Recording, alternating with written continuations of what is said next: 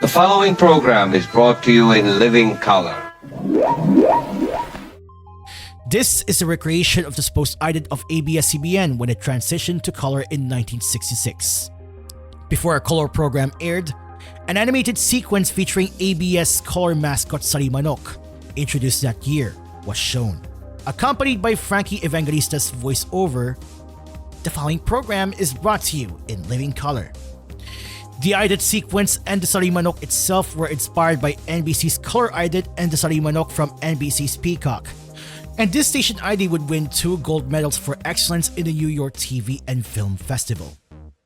Along with being the first color station ID in, the transition in color was an unexpected development in Philippine television. By June 1951, the United States had conducted its first color broadcast, and it took 14 years for the industry to fully transition to color. By 1963, American television stations were already shifting to color, completing their transition in 1965. In contrast, Philippine television was still in its infancy. 11 years after DZAQ-TV Channel 3 began regular broadcasts on October 23, 1953, most Filipinos assumed it would take another decade before color television arrived in the country. However, Eugenio "Geny" Lopez Jr., then president of ABS-CBN, was determined to spearhead the transition. The entire transition was risky. Color cameras were significantly more expensive, color television sets were non-existent in the country, and the move could cost ABS-CBN 2 million pesos, its entire net income and 1/7 of its assets. Furthermore, the station's TV operations were already losing money due to heavy equipment expenses. Despite these challenges, Geny followed his instincts and initiated the transition in April 1966. By June 1966, Geny and the Radio Corporation of America, or RCA, reached an agreement for ABS-CBN to purchase 2 color cameras, a TK-27 color telecine and a TT-10AL color transmitter. On November 17, 1966, ABS-CBN Channel 3 conducted its first color broadcast, with the official launch occurring in December to align with the holiday spending season. The first ABS-CBN programs broadcast in color were US imports, including The Wild Wild West, Bonanza, Get Smart, The Baron, and Rat Patrol. It took a year for local shows to transition. Live promo spots featuring promo girls also began airing in color, but the intense lighting required for the cameras made studio conditions extremely hot until Geny upgraded the air conditioning. Live shows, such as Oras ng Ligaya, were the easiest to transition. An Evening with Pilita, featuring Pilita Corrales, became the first Filipino TV show to be videotaped in color in early 1969. Corrales recalled that when her show transitioned, its color scheme changed, requiring her to wear aqua-colored clothing and livelier set designs. The Philippines became the 3rd country in the world to convert to color television, 2nd in Asia after Japan. However, challenges remained. The color TV sets were expensive, costing between 3,000 and 5,000 pesos, and were viewed as a luxury. To encourage sales, ABS-CBN launched special promotions for TV dealers, provided advertising and promotional materials, ensured technical quality, and scheduled exclusive color programming to attract viewers. Subtitles were added to color programs, signaling to black and white TV owners that they were missing out and might consider upgrading. A 1961 survey estimated that at least 40,000 Filipino households could afford a color TV set, giving Geny Lopez optimism. By late 1967, the Radio Wealth Company began manufacturing and selling locally made color television sets, making the Philippines the 3rd country to produce color TVs. By 1968, a 25-inch Radio Wealth color set cost 4,439 pesos in cash, or 5,800 pesos on an installment plan. Other manufacturers included Madis and Servwell Electronic Appliances. Meanwhile, Sony's Trinitron color television set debuted globally in 1968. Despite this, by mid-1967, there were only 800 color TV sets in the Philippines, and by late 1968, only 3,000 compared to 250,000 black and white sets. Color television remained a luxury, and mainstream adoption did not occur until the 1970s and 1980s. Nonetheless, the shift to color was a success. As intended, it pleased local advertisers who preferred color commercials. Although it was clear that color TV would take years to become profitable, ABS-CBN had set the stage for its eventual dominance. By July 1967, ABS-CBN was airing color programming from 3 p.m. to 11 p.m. and from 8 a.m. to 10 a.m. on Sundays, featuring a Chinese color program. By 1968, Channel 3 was airing 47.5 hours of color programming weekly, whereas Channel 9 aired only 5.5 hours. Daily 15-second colored spot announcements featuring ABS-CBN's promo girls also aired.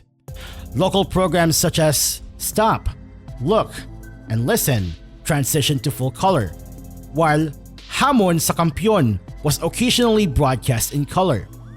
Kwentong Kutsero aired in color briefly before being preempted.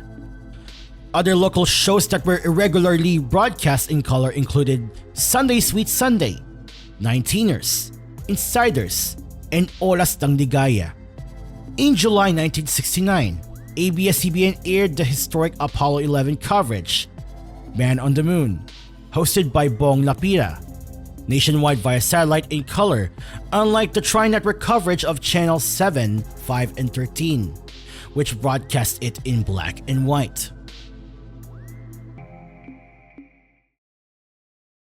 By 1969, the newly established KBS Channel 9 under Roberto Benedicto began broadcasting in color, possibly using equipment from the Rojas Boulevard studios recently acquired from ABS-CBN. This made KBS the second television station in the Philippines to transition to color. In July 1970, KBS rebranded as ACU Color 9, with ACU signifying accuracy, and acquired the latest color technology from Toshiba in Japan. KBS contributed to the growing consumer demand for color TV sets through its promotional campaign, Playtime with Television 9, in early 1972. The campaign engaged viewers by having them record random clock times for a raffle, with Sony Trinitron color TVs as prizes. While the raffle helped KBS gather demographic data, it also played a role in the transition of color TV sets from a luxury item to a mainstream household product. By January 1970, ABS-CBN was planning a full transition to color. By the early 1970s, possibly 1971, ABS-CBN had fully transitioned to color. Other channels followed suit in the early 1970s. Channel 13, under RMN IBC, fully transitioned to color before being acquired by Roberto Benedicto by launching its color transmission system, Venta Color. RBS Channel 7 began its transition to color in 1970 and fully transitioned to color by 1974 with the newly rebranded GMA Radio Television Arts under the management of Felipe Gozon, Gilberto Duavit, and Menardo Jimenez. Meanwhile, Channel 5 and Channel 11 did not make the transition to color before their closure due to martial law in 1972.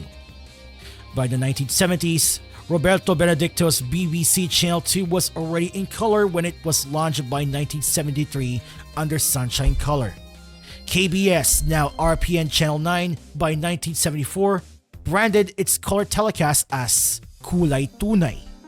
The government-owned GTV Channel 4 was the last to transition to color in the mid-1970s. It is still unclear which network was the first to transition to full color.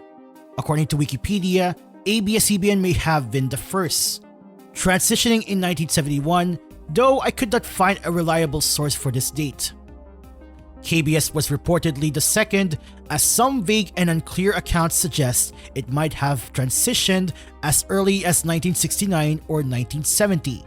Sources indicate that AccuColor was founded in 1969 while Kapitan, Geny Lopez and the Making of ABS-CBN states it was in July 1970. The third was IBC under Vinta Color in the early 1970s, possibly between 1970 and 1972, though this also lacks reliable sources. RBS Channel 7's transition to color reportedly began in 1970, according to the Cultural Center of the Philippines Encyclopedia. A newspaper from 1968 mentioned that Channel 7 was planning to transition to color by late that year.